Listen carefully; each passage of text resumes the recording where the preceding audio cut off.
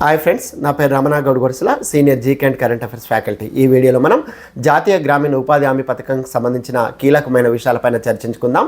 మహాత్మా గాంధీ జాతీయ గ్రామీణ ఉపాధి హామీ పథకాన్ని కేంద్ర ప్రభుత్వం 2025 డిసెంబర్లో పూజ్య బాపు గ్రామీణ రోజ్గార్ యోజన, దీన్నే PBGRY లేదా మరో పేరును కూడా పెట్టడం జరిగింది.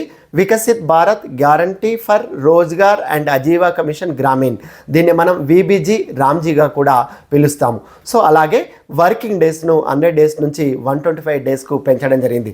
అలాగే వ్యవసాయ సీజన్లో కూలీల కొరత రాకుండా ఉపాధి హామీ పనులను 60 రోజుల వరకు తాత్కాలికంగా నిలుపుదల చేసుకునే వెసులుబాటును కూడా కేంద్రం కల్పించడం జరిగింది. మరి ఒక్కసారి మనం దీనికి సంబంధించిన జీకే పార్ట్ని చూస్తే, పల్లె ప్రాంతాల్లో నైపుణ్యాలు లేని నిరుపేదలకు ఏడాదిలో 100 రోజుల పాటు ఉపాధిని కల్పించడం ద్వారా జీవన ప్రమాణాలను మెరుగుపరచడం, గ్రామీణ ప్రాంతాల్లో సుస్థిర ఆస్తుల కల్పన లక్ష్యంగా అప్పటి ప్రభుత్వం ఈ స్కీమ్ను ఇంప్లిమెంట్ చేయడం జరిగింది. కానీ ఈ పథకం అధికారికంగా మాత్రం 2006 ఫిబ్రవరి 2వ తేదీన అనంతపురం జిల్లా బండ్లపల్లిలో అప్పటి ప్రధాన మంత్రి మన్మోహన్ సింగ్, అప్పటి ముఖ్యమంత్రి వైఎస్ రాజశేఖర రెడ్డిలు ఈ కార్యక్రమాన్ని లేదా ఈ పథకాన్ని ప్రారంభించడం జరిగింది.